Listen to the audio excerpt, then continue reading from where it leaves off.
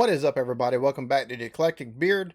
Now, this go around, we've got why Europeans hate the taste of American chocolate.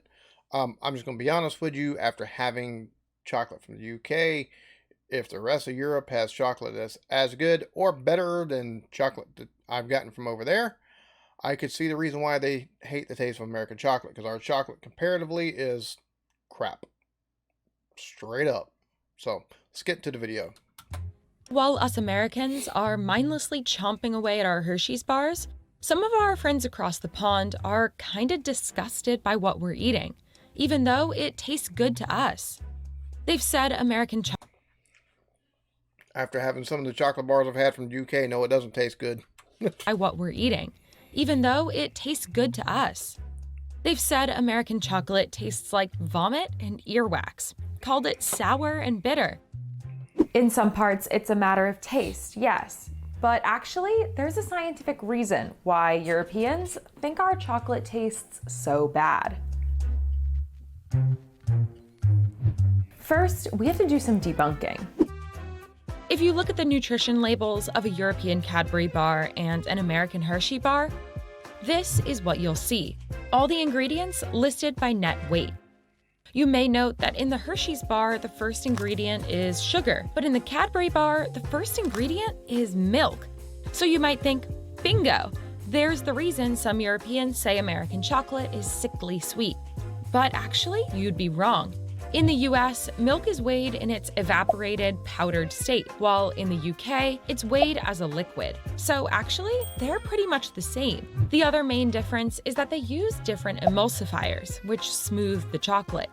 Hershey's uses soy lecithin and PGPR, while Cadbury uses E442 and E476. What the? E442? PG... What is that crap? While Cadbury uses E442 and E476. Again, this seems like a big difference. But actually, E476 is just the European name for PGPR. Wow, that's a mouthful. Another common argument you might hear is that there's a different amount of cocoa in American versus European bars. The US has a requirement for 10%, while EU law dictates that it must be at least 30% cocoa. US law says that 10% can only be cocoa powder, but the EU's 30% contains cocoa solids, aka both cocoa powder and cocoa butter.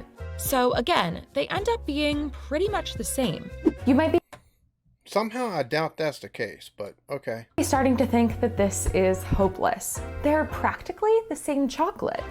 But these theories are focusing on the wrong ingredients. Let's now shift our attention to the most important ingredient, Milton Hershey. It was 1894 when 37-year-old candy manufacturer Milton Hershey decided to produce sweet chocolate as a coating for his caramels. Which I'm going to tell y'all, if anybody has access to the show, The Foods That Built America, I highly recommend that show. Because Hershey is one of the companies that it goes over. And Milton Hershey not only built a factory, he basically built a town. Like, the town of Hershey, Pennsylvania did not exist before, the way it did before Milton Hershey in his company. Like, because not only did he build a factory, he also built housing and entertainment places for his employees. Like, a little bit innovative with some of the stuff he did. It was a novel concept for the day, considering that milk chocolate was a rare treat for the rich and famous. Before this time, the intensive production process just wasn't possible on a large scale. But Hershey found inspiration from Henry Ford's production line and decided to apply that process to chocolate. It was a smashing success, and their flagship factory in Lancaster, Pennsylvania. Fun fact, Henry Ford did not have the first assembly line. That would be Heinz. Became the Hershey Chocolate Company. In 1900, the company began producing milk chocolate in bars, wafers, and other shapes. With mass production, Hershey was able to lower the per-unit cost and make milk chocolate for cheap. Hershey had been competing with other chocolate companies to have the cheapest chocolate bar in stores, and therefore the most accessible. Being a savvy businessman, he knew that increasing the quality or flavor would result in slim profit margins. So he decided to focus on the back end, aka the accumulation of ingredients. After he fine-tuned his cacao, he decided to focus on the next most important ingredient in a chocolate bar, the milk. And at the time, the early 1900s, fresh milk could not be legally stored for longer than 72 hours. That put a real cramp in Hershey's style, considering that after 72 hours, any unused milk had to be thrown out.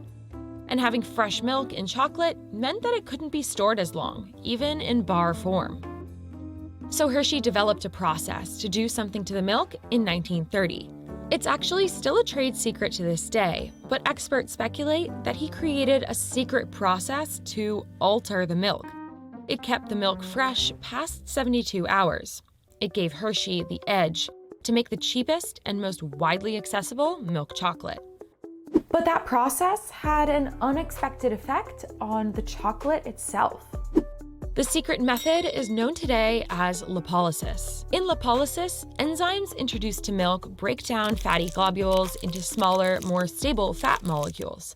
In order to kickstart this process, you first need butyric acid. It's a compound that partially sours the milk, but does give it greater shelf life. The resulting flavor is instantly recognizable. It's also found in Parmesan cheese and vomit.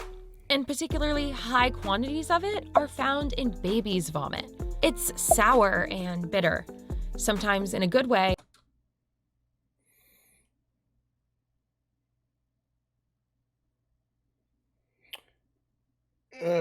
That's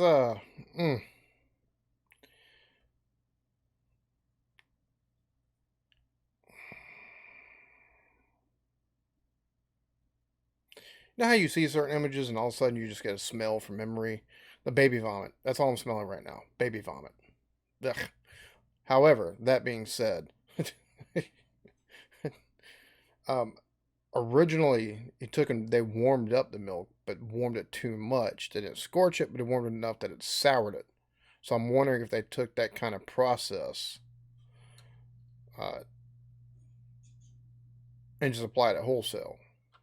Like pungent cheeses, and sometimes in a bad way, obviously. It was first discovered in 1814 by French scientist Michael Chevrel, who was interested in finding the chemical responsible for the smell of butter that had gone bad. It's also the chemical responsible. What? Bro, that's, all kinds of reasons for taking and doing, experimentation and stuff like that. Finding what gives butter that went bad as bad smell. Finding that's a different type of brain wavelength that you got to be operating on. However, again, going back to this whole thing, just the smoothness and the richness of chocolate I've had from the UK compared to an actual Hershey bar. Like, there's almost a bitter sourness at the end of a Hershey bar.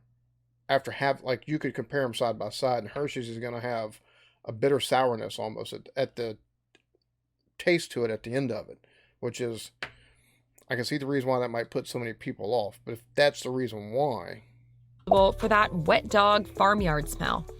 It's secreted from dogs' anal glands, so try not to think of that next time you eat a Hershey's Kiss. But ew, that's nasty. Very, very nasty. don't worry, the butyric acid in chocolate is from milk. Today, European chocolates are preserved for similar amounts of time by using different chemical preservatives and specially sealed plastic packaging. But Cadbury still recommends that their milk chocolate is consumed within a year of it being produced. So does Hershey, so by now they're pretty similar. Lipolysis allowed Hershey's chocolate to take a resounding lead in the American chocolate wars.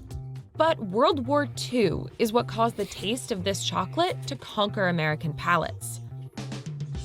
Yes, because outside of certain markets here in the U.S. before World War I or World War II, like it was a regional thing. And in World War II, they were put into the ration packs and stuff like that. And the GIs coming home wanted, that familiar taste. So, and there was a lot of companies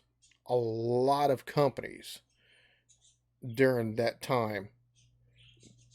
That's one of the ways that Kraft cheese, for their first big contract, was with the government, because they were at that point, up until that point, a failing company, being able to take and provide canned cheese that could be eaten by GIs in the ration packs. They come home, ta-da, you got instant success, and you've got now guys all over the country who want that same familiar taste. During the war, Hershey's chocolate scored a coveted contract to make military D rations for the American Army. By 1945, Hershey was producing around 24 million bars a week for soldiers. These bars were a staple in the diets of the hundreds of thousands of soldiers away at war.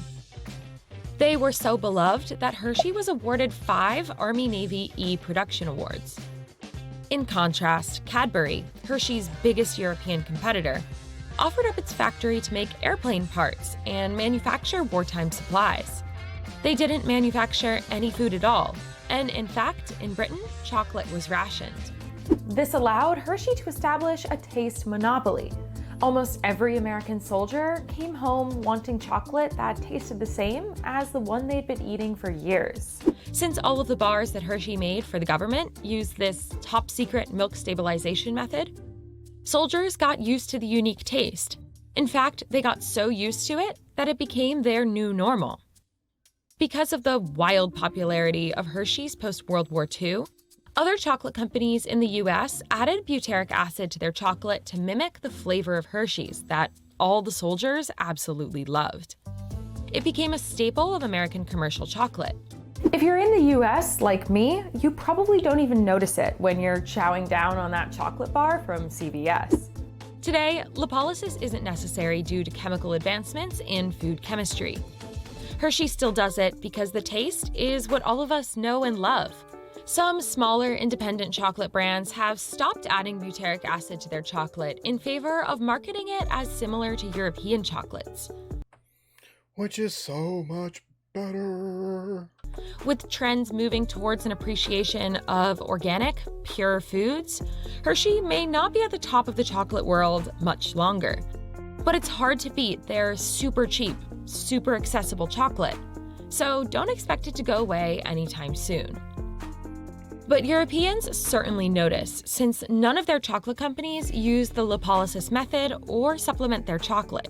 So on behalf of Americans, I am very sorry that our chocolate tastes terrible to you. But it's not our fault. Thanks so much for watching, and let us know if you've ever tasted anything weird in your chocolate. Make sure you like this video, click subscribe, and make sure you tune into Cheddar Originals Wednesdays at 8 p.m. We'll see you next time.